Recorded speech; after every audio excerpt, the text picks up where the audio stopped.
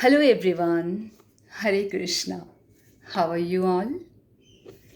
Today I have come with very interesting topic. The topic is differences between matter and soul. So everybody must know what is soul, what is body, what is matter. So today's video we will come to know, we will gain some kind of knowledge about soul and body. So please stay with me. And before I start, I have to pay obeisances unto Lord Krishna. Om Namo Shri Bhagavate Vasudevaya Namo. So before start anything, we have to remember God. We have to keep God in center. So let's start now. So when Arjun actually was not ready to fight with his own relatives, brothers, then Lord Krishna actually he was forcing to fight. Why? Because here Lord Krishna, God himself is telling to fight. But Arjuna was not ready. Krishna was giving so many examples. Krishna was telling so many, Krishna was revealing so many knowledge. So many slokas are there in Bhagavad Gita, stated in Bhagavad Gita, to make him understand then why he has to fight. Though they are his own relatives and friends, but to establish dharma, he has to fight. Arjuna was telling, no, I cannot. If I kill them, then I will get sin. The sin will fall on me. I will go in hell. I will attain hell, not heaven. So this kind of conversation was going on. Arjuna also was telling that I know that my brother Duryodhan, Dushasan, and many more, they are standing in front of me, in front of Pandava. They don't know the value of. So before I talk about the differences between soul and matter, I would like to give an example, very good example, easy example, definitely, where we all will be able to understand the differences between soul and matter. So I'm going to show you something. This is earthen pot. Earthen pot. It's a very good example, right? How? Now we can see the proper shape of this earthen pot, which is made of with soil, right? It's a very simple example actually. Please try to listen submissively. It's an earthen pot with the proper shape, but when it breaks, then what happens? When it breaks, it loses its own shape. Soul, matter, and earthen pot. It's an example. It's a good example. Yes, it's a very good example to understand very closely and very clearly.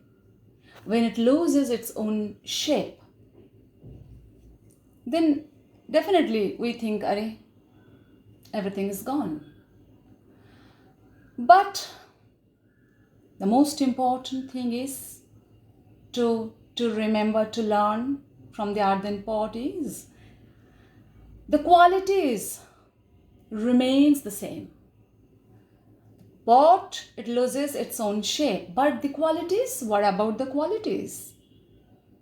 Qualities remains the same. We can put it in recycle. Kumhar who makes this can reuse it, can make a different kind of, so many things he can make, right? But the soil qualities will be the same. Maybe the shape will be different, looks will be different, it will be more colorful, more attractive, but the qualities we have to see particularly the qualities, not only the physical feature, the outer coverage, right? Don't you think it's a very good example to make you understand the differences between soul and the body?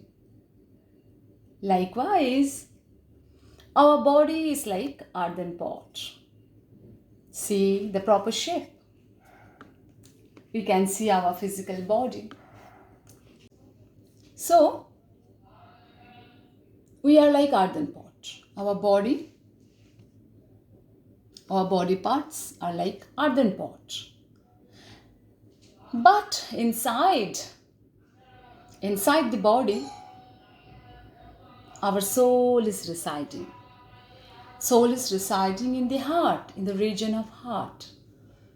That we have to observe. That we have to scrutinizingly we have to see. We have to try to understand. We have to try to gain the knowledge about the soul. And who gives the knowledge? Definitely gurus. You can read Bhagavad Gita. Self-study also will help you to make you understand. But very closely and properly, if you want to know about the Shastra, about this, scriptures, then we need a spiritual guru, definitely, who gives proper knowledge, bona fide should be. So inside the body, we can find the soul. How? Inside the earthen pot, we can see the qualities of the soil. We can also see in our body the soul. So qualities of the soil will not be changed. Likewise, the soul inside the body who is residing inside the heart will never be changed, will not be changed at all. It is unchangeable. Body is changeable. Body one day will be destroyed. But the soul, never. It is ever existing, everlasting. Always, it's not going to change. So that's why I thought the earthen pot is the best example to make you understand what are all the qualities of the soil, what are all the qualities of the soul. Closely and clearly, we will be able to understand from this example. Now I'm going to recite some slokas where Lord Krishna, was chanting before Arjuna, where Arjuna was, standing in the battlefield. Don't you think this is very good example to understand about the differences between soul and body? Now, I am going to recite maybe 2-3 slokas, and that all the slokas actually, all the slokas says about, you can say that all the slokas actually will give you a proper knowledge about soul, what is soul and what is matter. When Arjuna was not ready to fight, then Krishna was trying to make him understand that you have to fight. Arjuna is exhorted to get up and fight. Arjuna was telling, no, Again, Krishna was trying to make him convinced that this is our physical body. You are crying for the physical body, which is, it does not fit. You are crying, which is unworthy. You are crying for the body. You are crying for your own relatives, gurus, pitamaho. But they, after death also, they will be your brother, they will be your pitamaha. They will not be changed. Only the physical feature will be changed. After death, the soul will take another body. The transmigration systems will take place. But the soul will be remain the same. So it's not easy to understand, at least for us. For the common man, it's not easy to, understand that after death, person will be the same. We, the common man, will not be able to understand this, right? And here we are talking about Arjuna. Arjuna was actually not ready to, believe that his Pitamaha, his brothers and gurus, and many more people, they will be remain the same after death. How? And to make him convince, Lord Krishna were actually, reciting so many slokas, and he was giving proper knowledge. Here, I'm going to recite one very good sloka where Lord Krishna actually chanted for to his disciple Arjuna.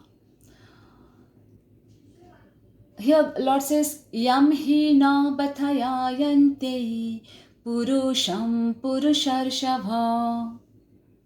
Yam hi na bathayayante purusham purusharshava.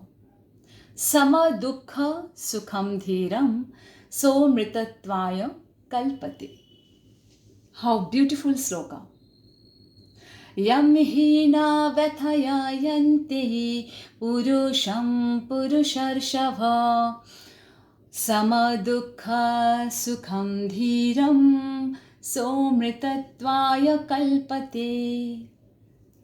Here Lord Krishna is telling to Arjuna that that person is actually, that person is eligible for liberation who knows the situation of happiness and the situation of distress. And the person who is, so this sloka is trying to make us understand that whatever we undergoes in the name of death, please try to understand, whatever we undergo in the name of death is merely change of apparel, is merely a change of like new garment. When person dies, soul leaves his body and adopt a new body. We undergo in the name of death. It's merely the change of apparel. So after death, body is destroyed, but self is real, and soul is real, timeless. So here the question may arise, who are you? I am the worshipper of the eternal dharma. And what is soul? Soul is self. Self is soul. And what is immutable? Of course, the self. The soul is immutable, unchangeable. But if we are not familiar with the spiritual path, then it is very, very difficult to accept that we are soul, we are not body. We are, if we are in right path, spiritual path, then it is really easy to understand about the whole subject matter. We are on trial for the final absolution. So tell me, are you not enjoying? At this moment we are enjoying, right? Because we are talking about who I am. What is the difference between soul and body? Why I have come to this earth? What is the purpose of my life? Being a human. And we are talking about Shastra. We are talking about Bhagavad Gita. It's not my or your own mental speculations, but it's stated in Bhagavad Gita. And everybody should follow, everybody should read. Now next, a beautiful, very beautiful sloka which I am going to recite. Ya enam vetti hantaram yaschainamanyate hatam ubhato no bijaniti nayam hannati hanyate. So it also talks about body and soul, but here Lord Krishna is trying to tell to Arjuna that who regards self or himself as a slayer, or who the person thinks or regards himself as slain, are both unaware of the real nature. So here Lord Krishna is trying to say that living entity, neither he slays nor he slain. It is like when our embodied living entity is hurt by an weapon, by fatal weapons, we say that body is destroyed. Basically, this sloka actually says we have to try to understand that Lord Krishna is telling to Arjuna that you get up and fight. We have a very basic knowledge about killing somebody. It's abominable and punishable. It's abominable act, right? And will be punished by the law and order. But if you'll see the spiritual side also will be punished by the law of God. Because killing somebody, it's a great sin. If we commit a great sin by killing somebody, then we will be punished by the law and order. But here we have to try to understand that Lord Krishna is telling to Arjuna, stand up and fight. Why? Because we have to see that for the right cause, Lord Krishna is telling to Arjuna, get up and fight. Because there is a particular cause to re-establish dharma. Here, Lord Krishna is trying to say to Arjuna that you get up and fight. So Arjuna is being engaged in killing for principle of religion. For the right cause, for the right purpose. If you want to defend, you have to defend yourself. For the right cause, you have to defend yourself. So that's why this sloka says that Arjun, please, the person who thinks himself as slave and slayer, both are unaware of the real nature. Also, we have learned from this sloka. Something from this sloka, that never commit violence to anyone. Arjuna is being engaged in killing. That is for the higher purpose, for the right cause. Where Lord Krishna is, Lord Krishna is telling to fight or to kill. But being a normal people, we never commit any violence to anyone in the society. So please be aware. So whenever you read Bhagavad Gita, please don't misinterpret. Interpretation should be as it is from Bhagavad Gita. Interpretation should not be from your own mental speculations. So, from this sloka, a most important lesson actually we get. Most importantly, never ever commit any violence to anybody. Arjuna was being engaged in killing because there was, the higher purpose. But we normal human should not do. Whenever we do Bhagavad Gita, we should not add our own mental speculation or our own interpretations, which has been already stated in Bhagavad Gita. We need to follow. That we have to keep it in our mind. That is most important. So next I'm going to recite one more very, very beautiful sloka, and we will come to know so many other things. Now I'm going to recite the sloka, which is most beautiful. Please take a listen very closely. Na jayate mriyate va kadachin न्यायं भूत्वा भविता वा भूयः अजो नित्यो शाश्वतो पुराणो न हन्यते हन्यमाने शरीरे. You want me to recite once more? Na jayate va mriyate kadachin न्यायं भूत्वा भविता वा भूयः अजो नित्याः शाश्वतो पुराणो न हन्यते हन्यमाने शरीरे. Meanings: Na jayate vamriyate kadachin nyayam bhutva bhavita va bhuyah.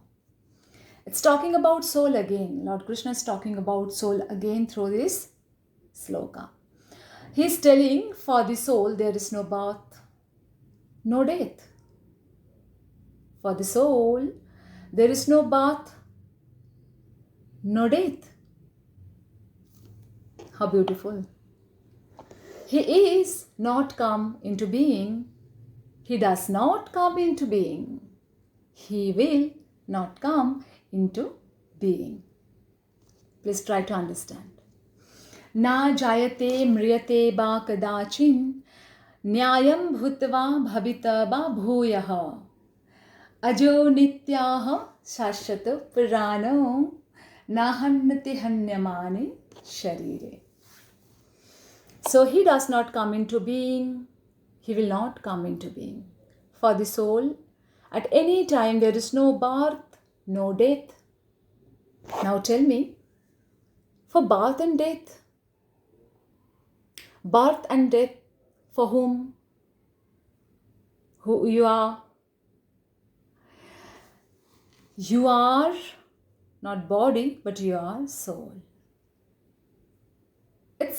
It's really difficult to understand, or it's really very difficult to accept this teaching, but it is real. Whatever the real nature of the soul we are talking about, what is the real nature of the body is also we are talking about. So what is the real nature of the soul is? The soul will not come into being, does not come into being. This is the real nature. Soul is immutable, unchangeable, indestructible, cannot be perished by any weapons.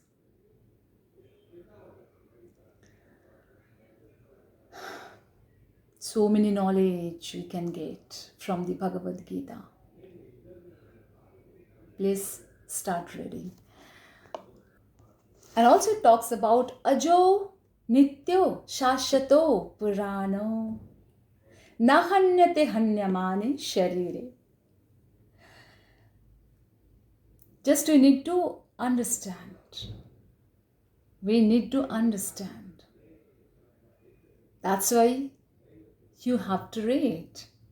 That's why you have to find a spiritual master.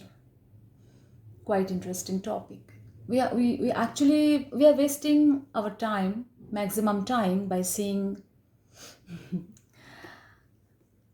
so many unwanted things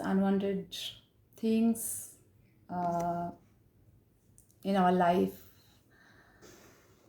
which is actually not required.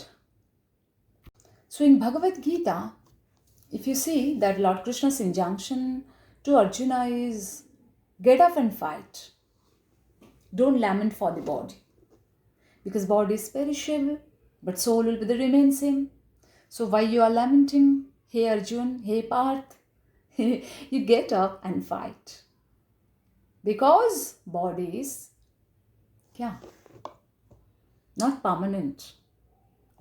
One very beautiful sloka talks about body and soul, the condition of body and the condition of soul.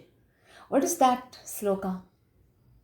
One more sloka. Antabanta ime deha nityas ukta sharirina anashena aprameyasya tasmat yuddhasya bharata. Antavanta ime deha nityas ukta sharirina anashena aprameyasya tasmat yuddhasya bharata. Here Lord Krishna also, this sloka actually talks about that one day our body will come to an end, but the soul will remain as it is.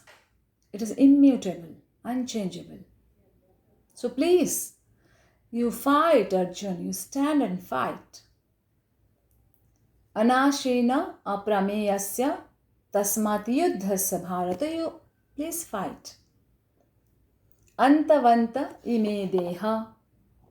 Don't you think it's so many beautiful slokas you can hear? You can read from Bhagavad Gita. You will come to know about the soul and body. Until we read, we have to understand God, to understand the soul and matter. We need to follow, definitely we need to read Bhagavad Gita. We should have faith on God. Because we are on trial. We are on trial for the final absolution. And it's very close proximity to God. The thing is, we have to read Bhagavad Gita. We have to believe on God and God's instructions. God Himself, Lord Himself instructed. He instructed to Arjuna, but in general, He instructed to the whole human society.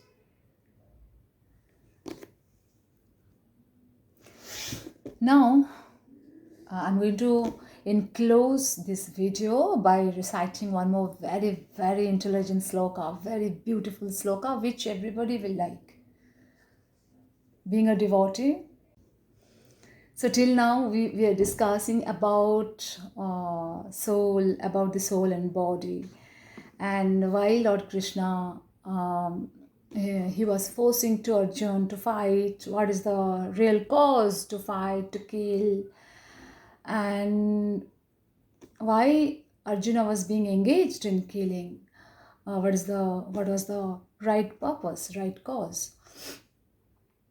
And also we have learned that we should not commit any offense to anybody, we should not kill to anybody. If we can defend ourselves when there is a particular reason and the higher purpose, then we can defend ourselves. But killing somebody, it's abominable act, punishable. It's punishable. You will be punished. I will be punished by the law and order, by the law of God also. In spiritual point of view, we will be punished by law of God. In the material world, we will be punished by the law and order. When somebody goes under surgery, then doctor, he has to use the weapons, right, to operate the patient. So a surgical operation is not meant to kill somebody. So, as a surgical operation is not meant to kill but to cure the patient.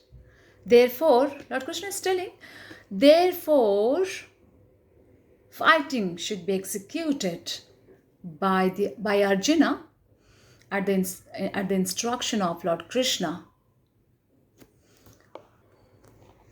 Instruction of Krishna is with full knowledge for the right purpose. So I'm going to enclose now today's discussion that by emphasizing this line that surgical operation is not meant to kill but to cure the patient. Likewise, Arjuna has to fight. Fighting has to be executed by Arjuna at the instruction of Lord Krishna for the higher purpose with full knowledge. So I hope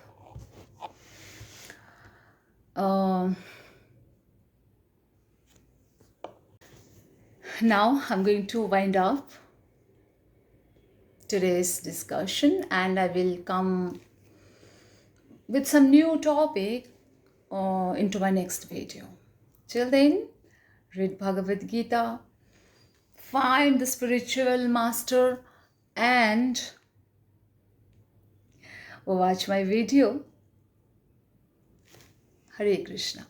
Thank you.